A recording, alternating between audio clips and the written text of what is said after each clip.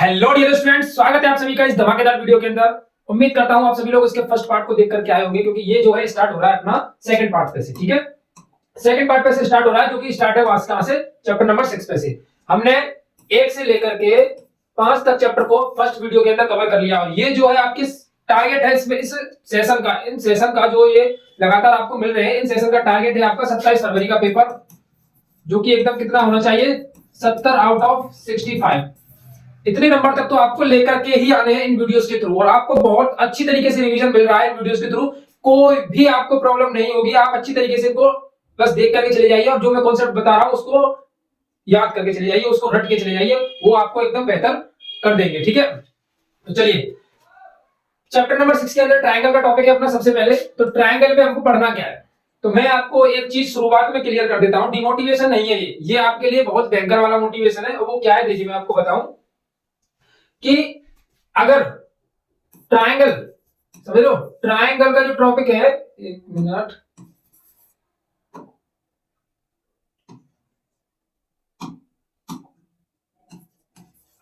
Triangle का जो topic है मोस्टली बच्चों का क्या होता है, वीक होता है। क्या होता है, वीक होता है। अगर हमारा एक भी स्टूडेंट ऐसा है जो कि वीडियो देख रहा है और उसको ऐसा लगता है कि ट्रायंगल का टॉपिक उस पर नहीं आता है, तो मैं अगर आपको अगर जो बढ़िया सजेशन दूं तो वो क्या दूं कि इस टॉपिक को अब तू नहीं पढ़ेगा मेरे भाई, अब तू नहीं पढ़ेगा इस टॉपिक को भूल जा, बिल्कुल भी नहीं पढ़ना है इसको।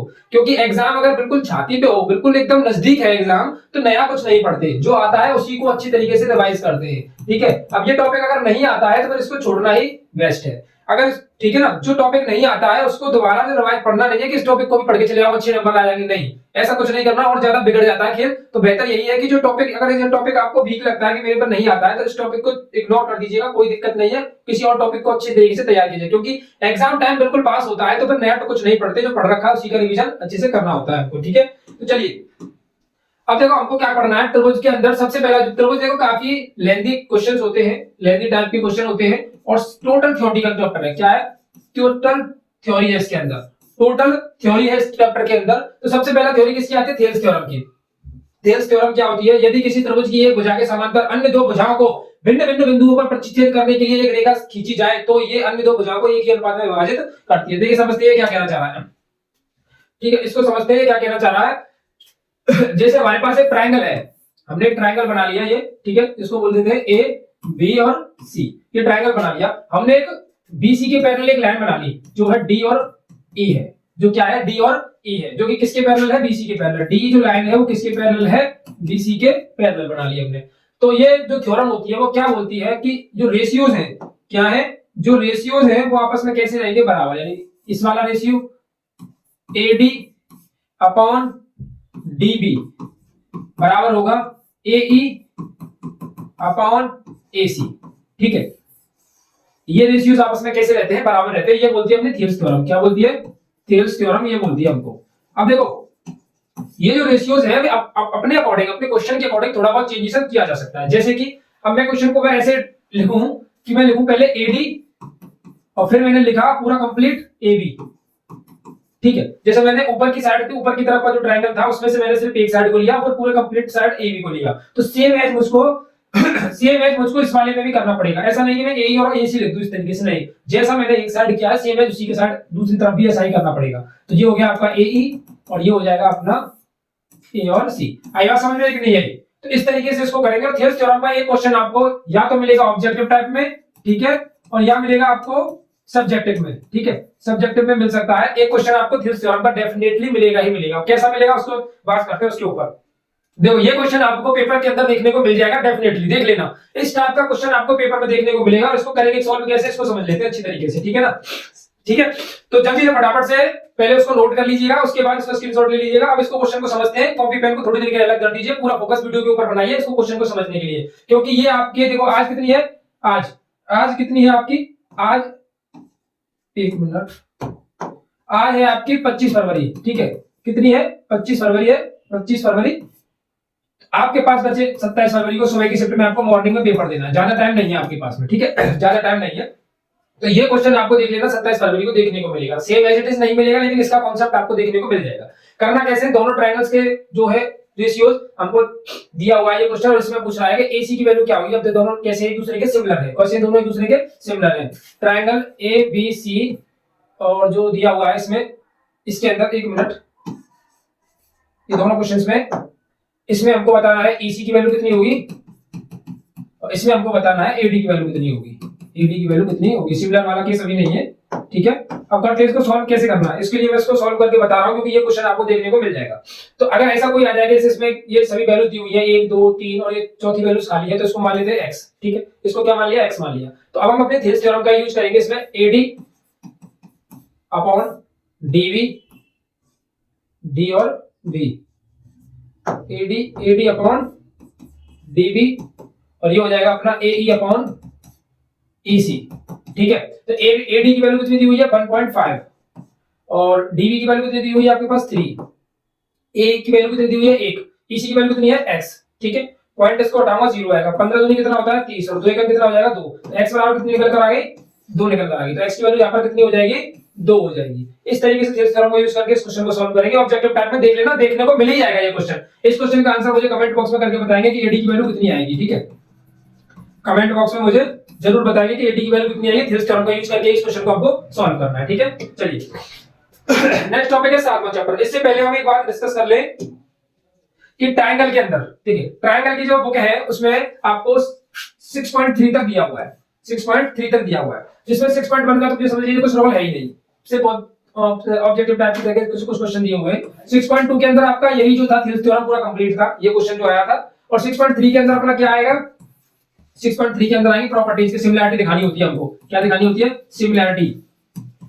क्वेश्चंस को हमको क्या दिखाना होता है, सिमिलर दिखाना होता है। अब इन क्वेश्चंस को अपन लोग अगर करने लगते हैं तो काफी लेंथी वीडियो हो जाएगी, क्योंकि इनका कोई कॉन्सेप्ट नहीं है, सिर्फ वही कॉन्सेप्ट है कि A second, A third, S और फोर्थ होती है अपनी SAS। इन 4 प्रॉपर्टीज का यूज करके हम क्वेश्चन को सॉल्व करते हैं इन्हीं की सहायता से। अब ये क्वेश्चन जो होते हैं इनका कोई फिक्स नहीं है कि ये कॉन्सेप्ट इससे आएगा, ये कॉन्सेप्ट इससे आएगा। इनको तो सीखना पड़ता है प्रैक्टिस के जरिए। किसके जरिए, प्रैक्टिस के जरिए। अगर किसी बच्चे पर ये इनको करने में, यानी कि वो इनको करने में असमर्थ है, जो कि कर नहीं पाता है इन क्वेश्चंस को, क्योंकि ये क्वेश्चन प्रैक्टिस के बेस पर है, इनको सीखना पड़ता है। अगर आप पर नहीं होते तो इसको नेगलेक्ट कर दीजिए, इनको छोड़ दीजिए। जरूरी नहीं है कि आप इन्हीं को पढ़ के जाओ, क्योंकि ज्यादा टाइम नहीं है, सिर्फ एक दिन है बीच में, और पूरी जब साल में नहीं सीख पाए इस चीज को तो एक दिन में कैसे सीख लोगे। तो इनको तो छोड़ के चले जाइए। अगर आप करने में सक्षम है कि इनको कर सकते हैं तो आप वीडियो देख सकते हैं। पूरा कंप्लीट सॉल्यूशन मैंने इनको YouTube पर कराया हुआ है, डिस्क्रिप्शन में लिंक मिल जाएगी चैप्टर नंबर 6.3 की, 6.2 की, वहां पर जाकर के सभी क्वेश्चंस को देख लीजिएगा। क्योंकि इनमें ऐसा नहीं है कि मैं इन क्वेश्चन को बताऊंगा इसको ये कॉन्सेप्ट डेफिनेटली आएगा ही आएगा, ऐसा इसके अंदर कुछ भी नहीं है। जो आना था, ठीक है, जो आना था आपके लिए, ये कॉन्सेप्ट आना था, ये कॉन्सेप्ट 100% आपको देखने को मिलेगा, ठीक है। तो ये मैंने आपको समझा दिया कि इस पे आप थेल्स थ्योरम का यूज करके सॉल्व करोगे। लेकिन जिसके चांसेस नहीं पता कि कैसे क्वेश्चन आएगा, किस तरीके का टाइप का आएगा, तो उसके लिए मैं नहीं कह सकता कुछ भी, ठीक है ना। तो इसमें कुछ भी, कोई भी प्रॉपर्टी यूज करके इस क्वेश्चन सॉल्व किया जा सकता है। तो अगर आप पर आता है तो इस वीडियोस को जाकर देख ले, एक और कंफर्म कर ले, अच्छी तरीके से सीख ले। अगर नहीं आता तो इसको कॉन्सेप्ट को छोड़कर चले जाए, ठीक है, आगे की तरफ बढ़ जाए, क्योंकि इसको एक रात में आप तैयार नहीं कर पाओगे, ठीक है। चलिए अब आते हैं चैप्टर नंबर 7 पर। और 7th चैप्टर इतना इंपॉर्टेंट चैप्टर है कि एक भी साल ऐसी नहीं गई जिसमें से कॉन्सेप्ट में से क्वेश्चन ना पूछा गया हो। तो उनको डिस्कस करते हैं, ठीक है। चैप्टर नंबर 7 निर्देशांक ज्यामिति। सबसे पहले अपने फॉर्मूला, डिस्टेंस का फॉर्मूला आएगा अपना। डिस्टेंस का फॉर्मूला क्या होता है, under root x2 minus x1 का whole square plus y2 minus y1 का होल स्क्वायर। इंपॉर्टेंट फॉर्मूला है, रटा होना चाहिए आप सभी को, ठीक है।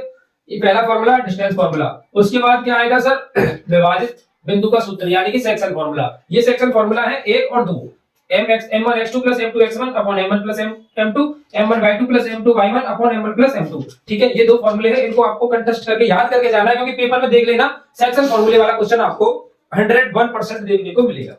ये मिड पॉइंट का फॉर्मूला है। जैसे कि हमारे पास 2 पॉइंट दिए हुए 4,5,4 और 2,3, तो इनका मध्य बिंदु निकालिए। हो सकता है कि आपसे पूछ लिया जाए ऑब्जेक्टिव टाइप में, ठीक है। तो कैसे सॉल्व करेंगे मध्य बिंदु, तो दोनों को जोड़कर x वालों को जोड़ दीजिए, 5 + 2 अपॉन 2, तो ये x का पॉइंट निकल के आ जाएगा। और y का मिड पॉइंट निकालना है तो y वालों को जोड़ दीजिए, 4 + 3 अपॉन 2, तो ये y का मिड पॉइंट निकल के आ जाएगा, ठीक है। ये हो जाएगा अपना 7 अपॉन 2 और 7 अपॉन 2, ठीक है। ये क्वेश्चन करके बताइएगा इसका मिड पॉइंट क्या होगा, कमेंट बॉक्स में मुझे आंसर बताइएगा। 0,0 2,3 का मिड पॉइंट क्या होगा। अब शुरुआत है अपने कॉन्सेप्ट्स की कि कॉन्सेप्ट्स क्या पूछे जाएंगे। पहला कॉन्सेप्ट है अपना कॉन्सेप्ट नंबर 1 इनको नोट कीजिएगा, ठीक है। फॉर्मूले तो आपको याद होंगे ही, मुझे पता है, क्योंकि 1-2 दिन बाद पेपर है, तो फॉर्मूले तो सबसे पहले बच्चा अगर कुछ भी नहीं करेगा तो सबसे पहले फॉर्मूले को याद करेगा, तो फॉर्मूले तो आपको याद है, तो उनको तो बताना ना बताना बराबर ही है। आपको पढ़ना क्या है वो बताना मेरे ज्यादा जरूरी है, ठीक है। तो पढ़ना क्या है, सबसे पहला कॉन्सेप्ट ये है कि सर इस कॉन्सेप्ट को पढ़ के जाइएगा, नेगलेक्ट बिल्कुल भी मत कीजिएगा, बच्चा खेल मत समझिएगा इस कॉन्सेप्ट को, ठीक है। ये क्वेश्चन पूछा जा सकता है ऑब्जेक्टिव टाइप में, ऑब्जेक्टिव में भी हो सकता है और सब्जेक्टिव में भी हो सकता है। 3 पॉइंट दिए हुए होंगे आपको और किस तरह का त्रिभुज है ये पूछा जा सकता है, ठीक है। 3 पॉइंट दिए हैं, पूछेगा कौन सा त्रिभुज है, जैसे ऑप्शन दिया है ए में है समबाहु, ठीक है, और ऑप्शन है बी, दूसरे में है समद्विबाहु, समद्विबाहु, और तीसरा ऑप्शन है सी समकोण त्रिभुज, कौन सा, समकोण त्रिभुज, और चौथा ऑप्शन है आपका डी इनमें से कोई नहीं, इनमें से कोई नहीं। अब देखते हैं कितने बच्चों का आंसर सही है। कमेंट बॉक्स में मुझे कमेंट करके बताइएगा इस क्वेश्चन का आंसर, फटाफट से मुझे पॉज कीजिए और उस क्वेश्चन का आंसर बताइए, और तरीका बताऊंगा कैसे करना है इसको। तो पहले आप एक काम करेंगे, -2 माइनस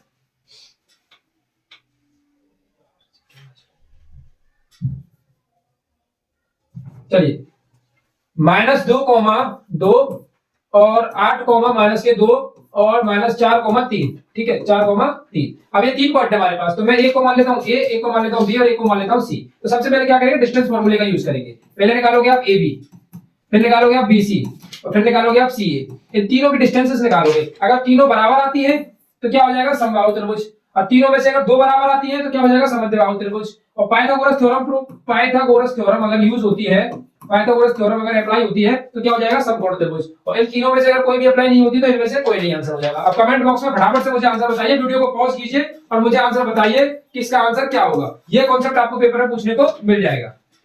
चलिए नेक्स्ट क्या है, नेक्स्ट बहुत अच्छा क्वेश्चन है सर, 2022 में भी पूछा गया था और 2023 में भी पूछा गया था ये क्वेश्चन। और ये क्वेश्चन कॉन्सेप्ट बहुत अच्छा है, ये कॉन्सेप्ट कई बार पूछा गया है। 2 बिंदु है k, 2 और 3, 4, ठीक है, कि बीच की दूरी कितनी दे रखी है, √8। तो k का मान कितना होगा, तो सर बीच की दूरी निकाले फॉर्मूले का यूज करके, तो k - 3 का होल स्क्वायर प्लस 2 - 4 का होल स्क्वायर, और कितना दिया हुआ बराबर में √8, ठीक है। यही तो कॉन्सेप्ट है, बीच की दूरी बराबर रख देंगे हम, √ से √ कट जाएगा, k - 2 का होल 3 का होल स्क्वायर प्लस में ये जाएगा -2 का होल स्क्वायर, और ये 8, k square minus a - b का होल स्क्वायर बोल लीजिए, इसमें a square plus b square minus के 3 दूनी 6k प्लस 2 का स्क्वायर करेंगे 4 बराबर में 8, तो k स्क्वायर माइनस के 6k, 9 4 कितना हो जाएगा 13 माइनस के 8 बराबर में 0, तो k स्क्वायर माइनस के 6k और ये हो जाएगा प्लस के 5 बराबर में 0। फैक्टर सॉल्व करेंगे, k की वैल्यू निकल करके आ जाएगी। ये कॉन्सेप्ट आपसे पेपर में कई बार पूछा गया है, लगातार 2-3 साल से तो आ ही रहा है, तो ये मोस्ट इंपोर्टेंट कॉन्सेप्ट है, ठीक है। इसको छोड़ के नहीं जाना है सबको। अगला सर, अगला बहुत अच्छा है, देखो बाई एक्स को किस अनुपात में विभाजित करती है, मैं बता रहा हूं, पिछला पेपर उठा के देख लीजिए, पिछला उठा लीजिए, उससे भी पिछला उठा लीजिए और मॉडल पेपर को भी उठा लीजिए, ये क्वेश्चन आपको देखने को मिल जाएगा। पैटर्न चेंज हो जाएगा कि गिनती चेंज हो जाएगी, नंबर चेंज हो जाएगा, लेकिन ये कॉन्सेप्ट चेंज नहीं होगा। ये क्वेश्चन जरूर आएगा, आपको देखने को मिल जाएगा आपके पेपर में। फिर मत कहना कि भैया आपने ये नहीं बताया था, ये आपको देखने को जरूर मिलेगा, मैं बता रहा हूँ, नोट कर लीजिए, लिख लीजिए, ठीक है, कि मैंने कहा था ये आएगा क्वेश्चन। देखो करना कैसे, -3, -4 और 1, -2 को बिंदुओं को मिलाने वाले रेखाखंडों को बाई अक्ष किस अनुपात में विभाजित करता है। तो यहाँ पे लिख देंगे सर, माना k अनुपात 1 में विभाजित करता है, k अनुपात 1 में, जब किस अनुपात की बात करेगा तो k अनुपात 1 में विभाजित करता है, ठीक है, विभाजित करता है। बहुत शॉर्ट मेथड बताऊंगा इसका, करता है, ये हो जाएगा अपना m1, ये हो जाएगा अपना m2, ठीक है। अच्छा, k अनुपात 1 में तो बीच वाला पॉइंट कौन सा बनेगा अपना, बाई अक्ष को किस अनुपात में, बाई अक्ष की बात कर रहा था, x की वैल्यू क्या हो जाएगी, 0 हो जाएगी। बाई अक्ष की बात करेगा तो x की वैल्यू 0 मान लेंगे और ये हो जाएगा बाई, तो x की वैल्यू 0 मान लेंगे तो x वाले से ही सॉल्व करेंगे इसको, तो m1 x2 प्लस के m2 x1 upon m1 plus m2, ठीक है। x की वैल्यू तो 0 होएगी इस जगह पर, तो इस जगह पर तो 0 रख देंगे क्योंकि ये कैपिटल x हो जाएगा। m1 की जगह पर आ जाएगा सर k, x2 की जगह पर सर कितना है, ये हो जाएगा x1, ये हो जाएगा y1, ये x2, ये हो जाएगा y2, ठीक है। k x2 की जगह पर कितना है 1, m2 की जगह पर कितना आएगा 1 इंटू x1 की जगह पर कितना आएगा -3 अपॉन m+1 यानी कि k + 1, इसको क्रॉस सॉल्व करेंगे तो ये हो जाएगा 0 बराबर में k - 3। अब इसको सॉल्व करेंगे तो k की वैल्यू कितनी आ जाएगी, 3 आ जाएगी। k की वैल्यू कितनी आ जाएगी, तो रेशियो कितने बच जाएंगे अपने, 3:1, और ये आपका आंसर निकल करके आ गया। y अक्ष के अनुपात में विभाजित करता है तो x की वैल्यू 0, x अक्ष के अनुपात में विभाजित करता है तो y की वैल्यू 0। और ये क्वेश्चन आपको देखने को मिलेगा ही मिलेगा। क्लियर हुआ कि नहीं हुआ? जल्दी फटाफट से कमेंट बॉक्स में बताया करो, ठीक है? इतना गुमसुम तरीके से पढ़ाई नहीं करनी, एकदम पूरे जोश के साथ पढ़ाई करनी है, एकदम पूरे चैप्टर को एकदम फिनिश कर देना है। पूरी जब किताब आपकी हो जाएगी ना तो आपके अंदर एक अलग सी एनर्जी आएगी पेपर जब करने जाओगे, समझ रहे हो ना? 3 घंटे तक पेन नहीं रुकेगा आपका। चलिए क्वेश्चन नंबर 4 है, आपको मिलाने वाले रेखाखंड को किस बिंदु को किस अनुपात में विभाजित करता है, वही क्वेश्चन है पर लेकिन अब यहाँ पर y अक्ष नहीं लिखा हुआ है, अब यहाँ पर y अक्ष नहीं लिखा हुआ है, अब किस अनुपात में विभाजित करता है तो वही हो जाएगा ये x1 ये y1 ये x2 ये y2 और इसको मान लेंगे क्या, ये कैपिटल X और ये कैपिटल Y। किस अनुपात में माना? k अनुपात 1। कितना मान लेंगे? k अनुपात 1। तो अब इसको किसी भी से भी सॉल्व कर लो, चाहे तो x का फॉर्मूला लगा के कर लो, चाहे तो y का फॉर्मूला लगा के कर लो, क्योंकि x की भी वैल्यू दी हुई है और y की भी वैल्यू दी हुई है। m1 m2 की वैल्यू हमने मान ली क्या, k और 1। इनको सॉल्व कर लीजिए, आंसर निकल कर आ जाएगा। कमेंट बॉक्स इंतजार कर रहा है, मैं इंतजार कर रहा हूं, देखते हैं कितने बच्चों का आंसर सही है। और फर्स्ट वीडियो के अंदर कितने बच्चों ने आंसर गलत दिया, कितने बच्चों को यही नहीं पता कि ऑप्शन ए सही था ऑप्शन बी सही था। मैंने फर्स्ट वीडियो के अंदर एक क्वेश्चन पूछा था, बच्चों को पता ही नहीं कौन सा क्वेश्चन सही है, उसमें कौन सा आंसर सही है बताइए। थर्ड चैप्टर में तो ये आंसर सही नहीं निकल के आ रहा है आपके। चलिए अगला क्वेश्चन है, x और y में एक ऐसा संबंध ज्ञात कीजिए जो बिंदु इतने और इतने के समदूरस्थ हो। समदूरस्थ का कॉन्सेप्ट इंपॉर्टेंट कॉन्सेप्ट है, इसको बोलते हैं इक्वी डिस्टेंस। इक्वी डिस्टेंस मैं बता दे रहा हूं, इसमें से क्वेश्चन या तो ये क्वेश्चन कॉन्सेप्ट आएगा या ये कॉन्सेप्ट आएगा, इन दोनों में से एक कॉन्सेप्ट आपका 1,00,000% आएगा, समझ लो ना? 1,00,000% ये क्वेश्चन जरूर आएगा आपके इन दोनों कॉन्सेप्ट में से एक। समझते हैं कैसे करना है। x, y जो है, x, y जो है दो बिंदुओं से, एक तो 3,6 से और एक हो गया आपका -3,4 से बराबर दूरी पर है। कितना है? बराबर दूरी पर। तो इन दोनों के बीच की दूरी निकाल लीजिए, x, y 3,6 और इन दोनों के बीच की दूरी निकाल लीजिए x, y -3,4। दूरी वाला फॉर्मूला लगा दीजिए, क्या हो जाएगा? x -3 का होल स्क्वायर प्लस y -6 का होल स्क्वायर बराबर, इधर लगा दीजिए, ये हो जाएगा x + 3 का होल स्क्वायर और ये y -4 का होल स्क्वायर, ठीक है? अंडर रूट से अंडर रूट कट जाएगा तो बचेगा कितना? x -3 का होल स्क्वायर प्लस y -6 का होल स्क्वायर बराबर x + 3 का होल स्क्वायर प्लस y -4 का होल स्क्वायर। इसको सॉल्व करिए और आंसर मुझे कमेंट बॉक्स में जल्दी से बताइए कितना आंसर आएगा। वीडियो को पॉज कीजिए और कमेंट बॉक्स में आंसर मुझे फटाफट से बताएंगे, ठीक है? चलिए सर, आपके ट्रिग्नोमेट्री शुरू हो गई है। ट्रिग्नोमेट्री यानी कि 7 चैप्टर का रिवीजन कंप्लीट हुआ। अब क्या है अपनी, ये चैप्टर यहाँ पर 8 है। कितना है? 8 है। अब ट्रिग्नोमेट्री शुरू हो गई सर। चैप्टर नंबर 7 में सिर्फ इतना ही पढ़ना था जितना मैंने बताया है आपको, इससे ज्यादा कुछ नहीं पढ़ना है। ये दोनों कॉन्सेप्ट पढ़ने हैं, ये कॉन्सेप्ट पढ़ना है और ये पढ़ लेना है, ठीक है? इससे ज्यादा आपको 7 चैप्टर में से कुछ भी नहीं पूछा जाएगा। और रही आपके दिमाग की बात कि आप लोग कंफ्यूज हो, कि आप लोग डरे हुए हैं तो सब कुछ पढ़ने की इच्छा रखते हैं, लेकिन इससे ज्यादा कुछ नहीं पूछा जाएगा। ये बस इतना लास्ट है, 7 चैप्टर में से ज्यादा कुछ नहीं आएगा। चलिए 8 चैप्टर के सबसे पहला तो अपना शुरुआत होती है 8 चैप्टर पे पाइथागोरस थ्योरम से। पाइथागोरस थ्योरम ये आपको नहीं पढ़ने हैं, ठीक है? ये आपको नहीं पढ़ने, सिर्फ इसमें से पाइथागोरस थ्योरम पढ़नी है। ये फॉर्मूले नहीं पढ़ने, क्योंकि ये फॉर्मूले आपके कोई काम के नहीं है, सिलेबस में से हटा दिए गए। पाइथागोरस थ्योरम क्या होती है सर? हमारी कर्ण का स्क्वायर बराबर में लंब का स्क्वायर प्लस के आधार का स्क्वायर, ठीक है? ये होती है पाइथागोरस थ्योरम। इसको रट्टा मार के जाना है, सबको याद होगी बेसिकली। चलिए ये आपको याद रखने हैं। लाल बट्टे कक्का सबको पता होगी। sin थीटा क्या होता है? ये p/s यहाँ पे लिख रहा है, सबको बता देखिए, मैं एक बार और बता देता हूँ। LAL और ये KA लाल बट्टे कक्का, यानी L/A क्या होता है? sin थीटा होता है और A/K क्या होता है? cos थीटा होता है। L/A क्या होता है? tan थीटा होता है। और इनके अगर उल्टे कर दूं तो यहां से चालू हो जाएगी cot थीटा में, यहां से चालू हो जाएगी sec थीटा में और यहां से चालू हो जाएगी cosec थीटा में, ठीक है? ये आपको याद रखने हैं। चलिए ये फॉर्मूला याद रखने हैं, लर्न करने हैं सबको, ठीक है? सबको लर्न करने हैं ये फॉर्मूले। नेक्स्ट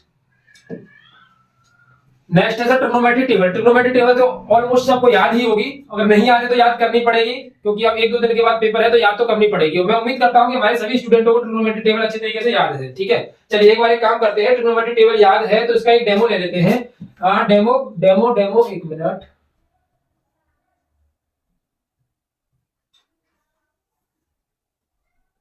चलिए इसका डेमो लेते हैं ट्रिग्नोमेट्री टेबल का।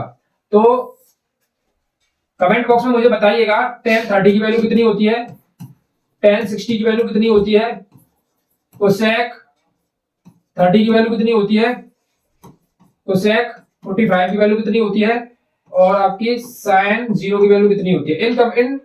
इन वैल्यूज को मुझे कमेंट बॉक्स में जल्दी से फटाफट से बताइए, देखते हैं कितने बच्चों की एकदम सही है। और बिना देखे बतानी है, किसी को देख के नहीं बतानी है, ठीक है ना? किसी को भी देख कर नहीं बतानी है। चलिए अब क्या है, हाँ अब कॉन्सेप्ट नंबर 1 ट्रिग्नोमेट्री का। सर अब कौन सा क्वेश्चन है जो पेपर में पूछा जाएगा, और ये जो क्वेश्चन मैं आपको कॉन्सेप्ट बता रहा हूं ये आपके पेपर में पूछे ही जाएंगे, ठीक है। ये मत सोचना कि सर वैसे मजाक कर रहे हो, मैं मजाक नहीं कर रहा हूं, आप सभी लोगों से एकदम सीरियस बात कर रहा हूं, ठीक है। पेपर का टाइम है, मजाक का टाइम नहीं है, एक दो दिन बचे हुए पेपर में, ये आपको पेपर में जरूर देखने को मिलेगा। चलिए यदि tan a बराबर 3/4 है तो इस तरीके की वैल्यूज निकालना आपको पेपर में देखने को मिल सकती है। जैसे tan की वैल्यू दी हुई है, cos की वैल्यू निकालने के लिए आ जाए, sin प्लस cos की वैल्यू निकालने के लिए आ जाए, यानी आपके पाइथागोरस थ्योरम वाला यूज वाला क्वेश्चन पेपर में देखने को मिल सकता है। जैसे कि tan a है ये, तो tan a 3/4 हो गया, ये हो गया लंब बट्टे आधार, ठीक है। तो लंब हो गया 3, आधार हो गया 4, तो कर्ण कितना निकल के आएगा 5। अब पूछा जो है उसकी सॉल्यूशन देकर के निकालें, ये सिंपल सा क्वेश्चन है, प्रश्नावली है कौन 8 का, ठीक है। ये क्वेश्चन पूछा जा सकता है। ये आपके कॉन्सेप्ट नंबर 2 है, ये आपको देख लेना, देखने को मिल जाएगा इस तरीका, क्योंकि ट्रिग्नोमेट्री टेबल से बोर्ड जो है हर बार क्वेश्चन पूछता है। ये ट्रिग्नोमेट्री टेबल से रिलेटेड है। 3 sin 60 की वैल्यू कितनी होती है, sin 60 की वैल्यू होती है आपके √3/2 माइनस 4 sin 60 की वैल्यू √3/2 का होल क्यूब। सॉल्व करेंगे आंसर निकल के आ जाएगा, ठीक है। कमेंट बॉक्स में बताइएगा इसका आंसर कितना है।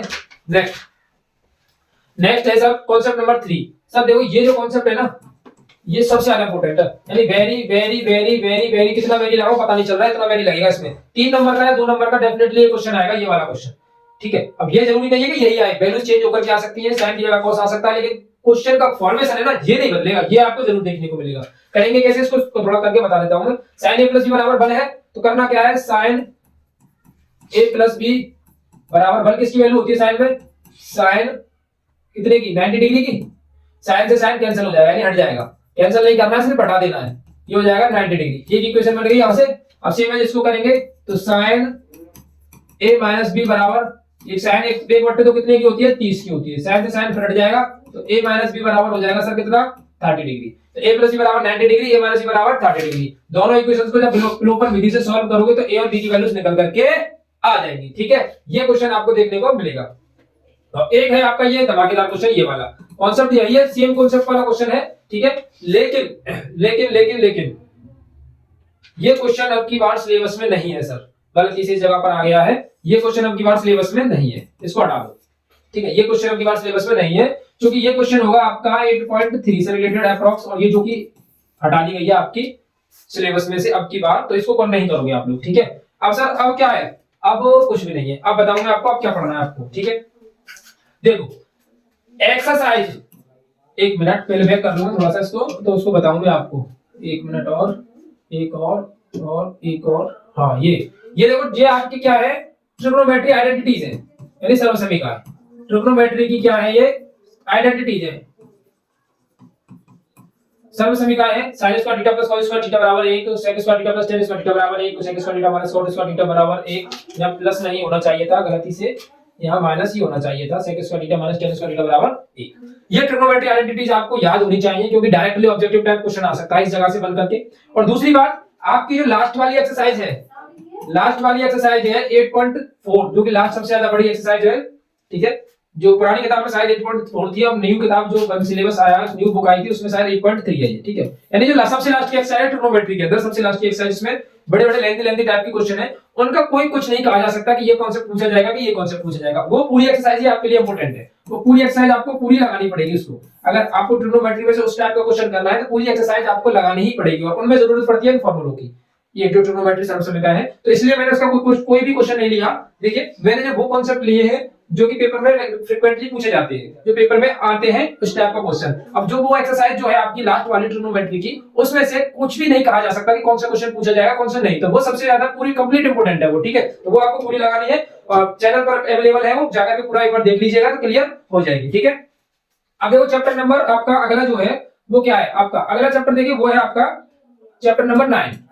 अब मैं कहूं सर चैप्टर नंबर 9 आप किस तरीके से क्यों करा रहे हो, तो वो बताता हूं आपको क्यों करा रहे हैं। क्योंकि चैप्टर नंबर 9 के अंदर टोटल मेरे भाई चैप्टर नंबर 9 के अंदर टोटल 15 क्वेश्चन है, पूरी एक्सरसाइज के अंदर 15 क्वेश्चन है, और 15 क्वेश्चन के लिए ना तो कोई फॉर्मूला है ना कोई सिर्फ एक कॉन्सेप्ट है, ठीक है। 15 ही क्वेश्चन है, और 15 जो क्वेश्चन है उसमें से कोई भी क्वेश्चन कहीं से भी पूछा जा सकता है, इसकी कोई गारंटी नहीं, कोई कॉन्सेप्ट नहीं है कि यही क्वेश्चन आएगा कि इस टाइप का क्वेश्चन आएगा, कुछ नहीं कहा जा सकता। तो इस चैप्टर नंबर 9 के अंदर आएगा जरूर, 1000% चांस है कि इसका क्वेश्चन आएगा जरूर, बड़ा नंबर है तो 6 नंबर में आएगा या 4 नंबर में आएगा, आएगा जरूर, स्किप नहीं होगा, आएगा जरूर। लेकिन इसको आपको 15 के 15 पूरे क्वेश्चन है, इनको आपको लगा के जाना है, एनसीईआरटी वाले क्वेश्चन वहां से बाहर नहीं आएगा, लेकिन इसको लगा के ही आपको जाना है, क्योंकि ये डेफिनेटली इसमें से क्वेश्चन आएगा। पूरे 15 के 15 क्वेश्चन आपको लगाने, चैनल पर वीडियो अवेलेबल है, वहां से आपको मिल जाएगी। तो आज हमने कंप्लीट की अपनी रिवीजन जो है, आज हमने कंप्लीट की चैप्टर नंबर 6 पे से चैप्टर नंबर 9 तक। ठीक है, अब हम जो लास्ट वीडियोस में पूरा कंप्लीट मैथ खत्म कर लेंगे, पूरा कंप्लीट मैथ खत्म कर लेंगे और आप लोग अच्छी तरीके से तैयार हो जाओगे। और मैं आपको बता रहा हूं, जो मैंने आपको बताया वो आपको बोर्ड में देखने को मिलेगा ही मिलेगा। जो अच्छी तरीके से मेरे बताए हुए कॉन्सेप्ट को क्लियर करके चला गया, डेफिनेटली आपका 70 में से 60 का स्कोर वो आराम से करके आएगा, कोई चिंता नहीं है, आराम से करके आएगा। ठीक है, मिलते हैं अगली वीडियो के बाद में। और जो फर्स्ट वीडियो को नहीं देखा है, प्लीज फर्स्ट वीडियो को जाकर देख ले, वीडियो को ज्यादा से ज्यादा लोगों तक शेयर कर दे। ठीक है।